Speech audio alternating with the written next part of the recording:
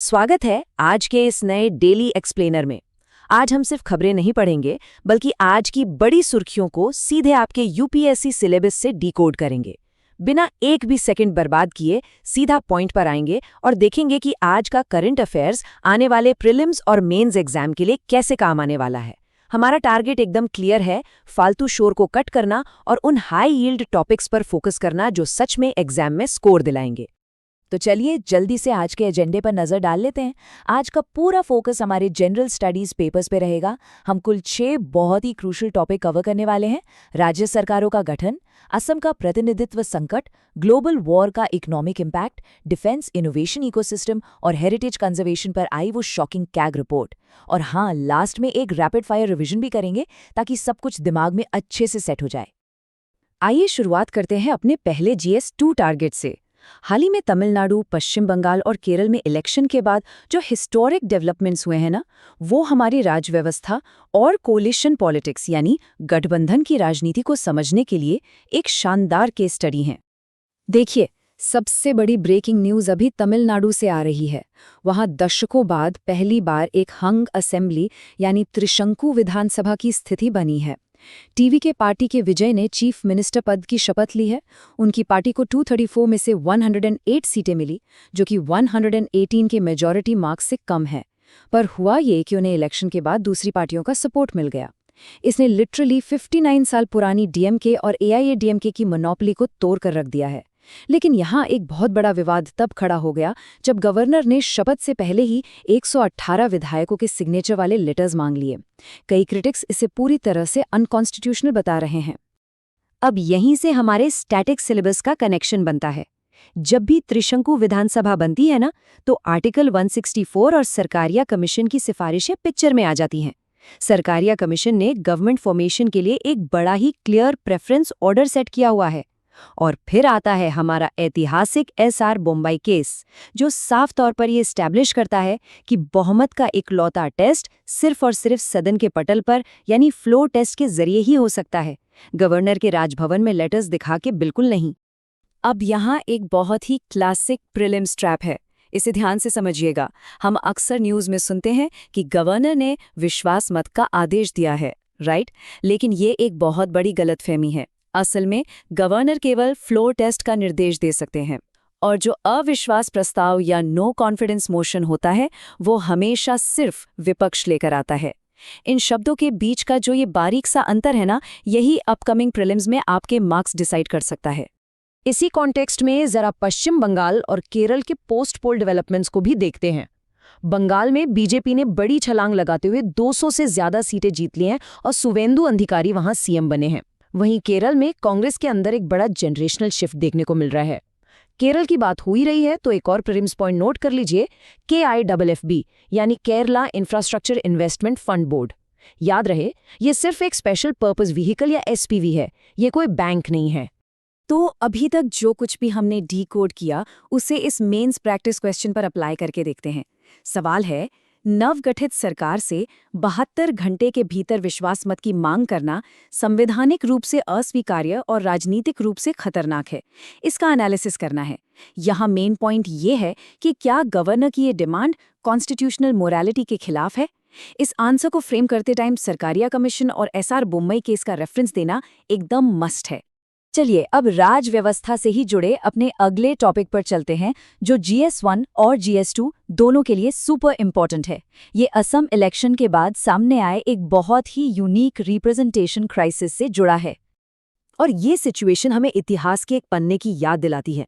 याद कीजिए 1909 के मौर्य मेंटो रिफॉर्म्स को, जिसने फॉर्मल तरीके से सेपरेट इलेक्टोरेट्स की शुरुआत की थी, जिसे बाद में हमारे संविधान ने पूरी तरह रिजेक्ट कर दिया।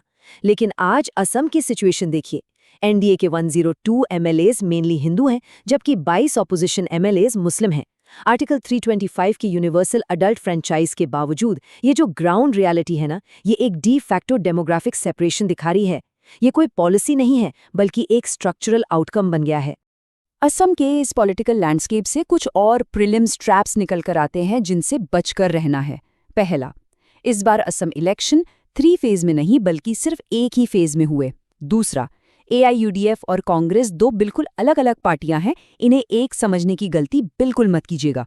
और सबसे क्रूशियल पॉइंट, हमारा आर्टिकल 325 धर्म या जाति के आधार पर किसी भी तरह की अलग वोटर लिस्ट या कम्युनल इलेक्टोरल रोल्स को स्ट्रिक्टली बैन करता है।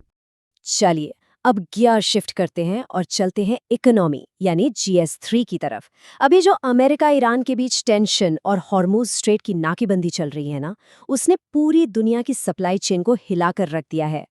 85%, जी हाँ 85%। ये कोई रैंडम नंबर नहीं है, बल्कि कच्चे तेल के इंपोर्ट पर हमारी डिपेंडेंसी का आंकड़ा है।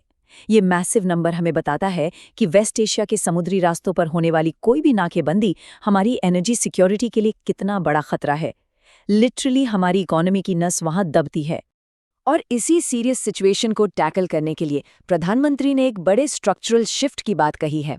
उन्होंने अपील की है कि फॉरेन एक्सचेंज बचाने के लिए लोग अभी सोने की गैर जरूरी खरीद को टालें। साथ ही फेम स्कीम के जरिए ईवी को प्रमोट किया जा रहा है और नेचुरल फार्मिंग पर जोर दिया जा रहा है। इसका लॉजिक बहुत सिंपल है।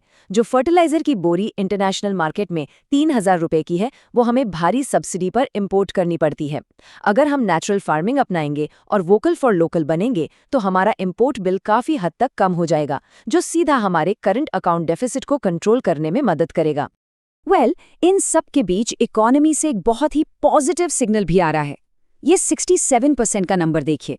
ये प्राइवेट सेक्टर के कैपिटल एक्सपेंडिचर यानी केपेक्स में आई एक भारी उछाल को दिखाता है। ये अब 7.7 लाख करोड़ रुपए तक पहुंच गया है और इसका सबसे बड़ा ड्राइवर है हमारा मैन्युफैक्चरिंग सेक्टर। ये दिखाता है कि तमाम ग्लोबल क्राइसिस के बाद भी इंडियन इकोनॉमी कितनी रेजिलिएंट है। आइए अब इंटरनल सिक्योरिटी और बायलेटरल रिलेशंस की ओर बढ़ते हैं। यहाँ मेक इन इंडिया फ्रेमवर्क के तहत डिफेंस इनोवेशन में एक बहुत ही जबरदस्त डेवलपमेंट हुआ है। तो हम बात कर रहे हैं काइंडेक्स यानी कोरिया इंडिया डिफेंस एक्सेलरेटर की। ये साउथ कोरिया के डापा और भारत के DIO द्वारा लीड किया जाने वाला एक स्ट्रेटेजिक इनोवेशन प्लेटफॉर्म है, बिल्कुल वैसा ही जैसा अमेरिका के साथ इंडोसेक्स है। बस एक बात एकदम क्लियर रखनी है, ये एक इनोवेशन फ्रेमवर्क है, कोई फॉर्मल मिलिट्री ट्रीटी नहीं। इसका स्ट्रेटेजिक इम्पैक्ट वाकई गेम चेंजर होने वाला है। ये गुजरात में L&T और हनवा द्वारा डेवलप की गई K9 वज्र T आर्टिलरी की सक्सेस स्टोरी के ऊपर बनाया जा रहा है। काइंडेक्स का मेन फोकस AI और सैटेलाइट ISR पर रहेगा। ये लिटरली हमारे तमिलनाडु और यूपी के डिफेंस कॉरिडोर्स को सीधा साउथ कोरिया के इनोवेशन क्लस्टर्स से कनेक्ट करेगा। यानी हमारा डिफेंस विजन 2047 और उनका डिफेंस इनोवेशन 4.0 अब एक साथ सिंक हो रहे हैं। तो यहाँ क्रूशियल पॉइंट ये है कि भारत का रोल अब सिर्फ एक बायर का नहीं रहा। इस मेंस क्वेश्चन पर गौर कीजिए। कोरिया इंडिया डिफेंस एक्सेलरेटर द्विपक्षीय रक्षा सहयोग में खरीदार विक्रेता से सह निर्माता तक गुणात्मक बदलाव का प्रतिनिधित्व करता है। इसका क्रिटिकल एनालिसिस करना है। हम सिर्फ हथियार खरीद नहीं रहे हैं, हम अब को-क्रिएटर बन रहे हैं। Make in India defence trajectory में ये एक परफेक्ट एग्जाम्पल है जिसे आंसर में यूज किया जा सकता है। चलिए अब अपने आखिरी एनालिसिस सेगमेंट की ओर चलते हैं, जो इंडियन कल्चर और गवर्नेंस से जुड़ा है। आर्कियोलॉजिकल सर्वे ऑफ इंडिया यानी ASI के काम को लेकर कैग की एक बहुत ही शॉकिंग रिपोर्ट आई है। ये नंबर देखिए 31, और सच कहूं तो ये नंबर अलार्मिंग है। कैग की रिपोर्ट के हिसाब से सिर्फ उत्तर प्रदेश में 487 सेंट्रली प्रोटेक्टेड मॉन्यूमेंट्स में से पूरे 31 मॉन्यूमेंट्स लिटरली गायब हैं, अनट्रेसेबल। सोचिए, इतने बड़े ऐतिहासिक स्मारक और उनका कोई अता पता ही नहीं है। और कहानी सिर्फ गायब होने पर खत्म नहीं होती। 96 स्मारकों पर तो खुलेआम अतिक्रमण या एनक्रोचमेंट हो चुका है। हद तो ये है कि सिर्फ 6.4% के पास ही प्रॉपर ओनरशिप के पेपर्स हैं। और ASI, जो खुद इन स्मारकों का रक्षक है, वो झांसी में अपने ही बनाए गए कंजर्वेशन रूल्स तोड़ रहा है। कई इंपॉर्टेंट अवधि स्मारकों को तो बिना शोर मचाए लिस्ट से ही बाहर कर दिया गया। ये पूरी तरह से AMSI एक्ट 1958 का एक सिस्टेमिक फेलियर है। और हाँ, यहाँ एक फैक्ट याद रखिएगा, ASI मिनिस्ट्री ऑफ कल्चर के अंडर आता है, मिनिस्ट्री ऑफ टूरिज्म के अंडर नहीं। खैर, आज हमने काफ़ी सारा हाई यील्ड डेटा और कॉन्सेप्ट कवर कर लिया है। तो चलिए बिना टाइम वेस्ट किए एक रैपिड फायर रिकैप करते हैं, ताकि ये सारे डॉट्स हमारे सिलेबस के साथ अच्छे से कनेक्ट हो जाएं। एक नज़र में देखते हैं कि डेली न्यूज़ को सिलेबस से कैसे मैप किया है। तमिलनाडु, बंगाल और केरला के इलेक्शन का सीधा लिंक है आर्टिकल 164 और गठबंधन की राजनीति से। असम इलेक्शन हमें ले जाता है आर्टिकल 325 और इलेक्टोरल रिप्रेजेंटेशन की तरफ। अमेरिका ईरान टेंशन का सीधा इम्पैक्ट हमारी इंपोर्ट डिपेंडेंसी और फॉरेक्स रिजर्व पर है। काइंडेक्स को आप डिफेंस को क्रिएशन में कोट करेंगे। और लास्ट में अवध के गायब स्मारक हमें AMSR एक्ट और कैग की जिम्मेदारी की याद दिलाते हैं। आज के एक्सप्लेनर को हम एक बहुत ही प्रोफाउंड थॉट के साथ खत्म करेंगे। विरासत शांतिपूर्ण समय की विलासिता नहीं है। भारत के स्मारकों का ढहना एक सभ्यतागत संकट या सिविलाइजेशनल SOS है। मेंस के एसेज में ऐसे कोट्स बहुत काम आते हैं, इस पर जरूर सोचिएगा। इसी के साथ हम आज का ये सेशन यहीं खत्म करते हैं। पढ़ते रहिए, अवेयर रहिए और अगले एक्सप्लेनर में ऐसे ही इंपॉर्टेंट टॉपिक्स के साथ फिर मिलेंगे। तो ये थी आज की मुख्य खबरें, लेकिन अगर आप और डिटेल में जाना चाहते हैं तो इस पूरे एनालिसिस की PDF, जिसमें डिटेल्ड नोट्स और प्रीलिम्स के लिए MCQs भी शामिल हैं, वो आपको हमारे टेलीग्राम चैनल पर मिल जाएगी। आप स्क्रीन पर दिए गए QR कोड को स्कैन कर सकते हैं या फिर डिस्क्रिप्शन और बायो में दिए गए लिंक पर क्लिक करके चैनल से जुड़ सकते हैं।